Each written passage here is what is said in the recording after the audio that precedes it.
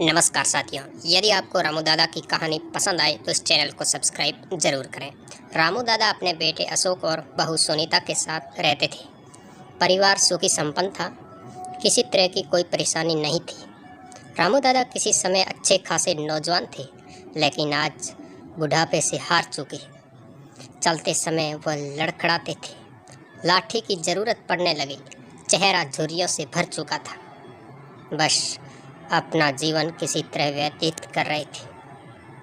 घर में एक चीज़ अच्छी थी कि शाम को खाना खाते समय पूरा परिवार साथ में बैठकर खाना खाता था। एक दिन ऐसे ही शाम को जब सारे लोग खाना खाने बैठे, अशोक ऑफिस से आया। भूख ज़्यादा थी और वह जल्दी से खाना खाने बैठ गया। साथ में बहू और एक बेटा भी खाने लगे। रामू दादा हाथ जैसे ही थाली उठाने को हुए, थाली हाथ से छिटक गई। थोड़ी सी दाल गिर भी गई थी। बहू बेटे ने घृणा दृष्टि से पिता की ओर देखा और फिर से अपने खाने में लग गए। बूढ़े पिता ने जैसे ही अपने हिलते हाथों से खाना खाया तो खाना सभी कपड़ों पे गिरता हुआ कभी ज़मीन पर। बहू चिढ़ते हुए कहा, हे राम, कितनी गंदी तरह से खाते हैं, मन करता है इनकी थाली किसी अलग कोने में लगवा देते हैं। बेटे ने भी ऐसे सिर हिलाया जैसे पत्नी की बात से सहमत हो। बेटा ये सब मासूमियत देख रहा था। अगले दिन पिता की थाली उस टेबल से हटाकर एक कोने में लगवा दी गई।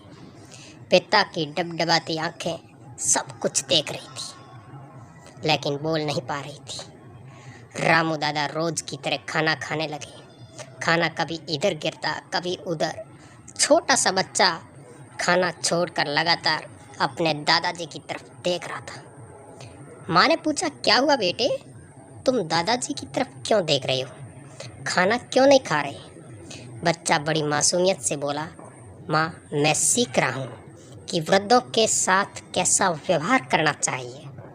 जब मैं बड़ा हो जाऊँगा और आप लोग बूढ़े हो जाएंगे तो मैं भी आपको इसी तरह कोने में खाना खिलाया करूँगा। बच्चे के मुंह से ऐसा सुनते ही बेटे और बहू दोनों काँप उठे। शायद बच्चे की बात उसके मन में बैठ गई थी। बच्चे ने मासूमियत के साथ एक बहुत बड़ा सबक दोनों लोगों को दिया।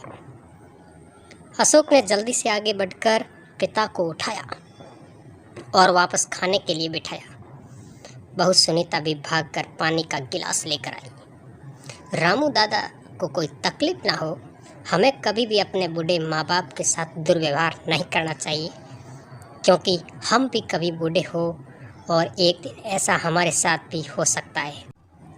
यदि आप भी अपने माता पिता को चाहते हैं तो दिल से इस चैनल को सब्सक्राइब ज़रूर करें।